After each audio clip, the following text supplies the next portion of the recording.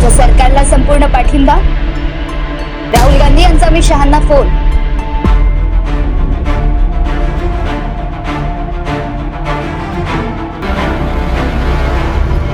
दहशतवादी हल्ल्याचा सर्वच राजकीय पक्षातील नेत्यांकडून कठोर शब्दात निषेध केला जात आहे.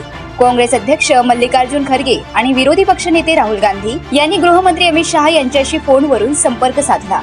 यावेळी विरोधी पक्षांकडून या कठीण परिस्थितीत सरकारला पूर्णपणे सहकार्य करण्याचे आश्वासन दिले आहे.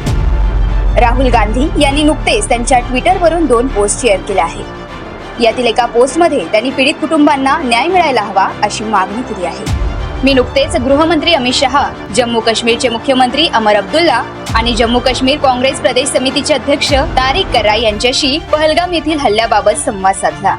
मी सध्याच्या परिस्थितीची संपूर्ण माहिती घेतली.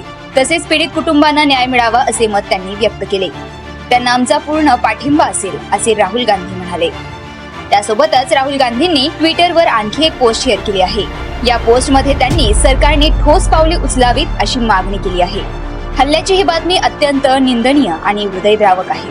मी मृत व्यक्तींच्या कुटुंबाप्रती तीव्र संवेदना व्यक्त करतो आणि जखमी लोक लवकर बरे व्हावेत अशी आशा करतो. दहशतवादाविरुद्ध संपूर्ण देशाची एकजूट आहे.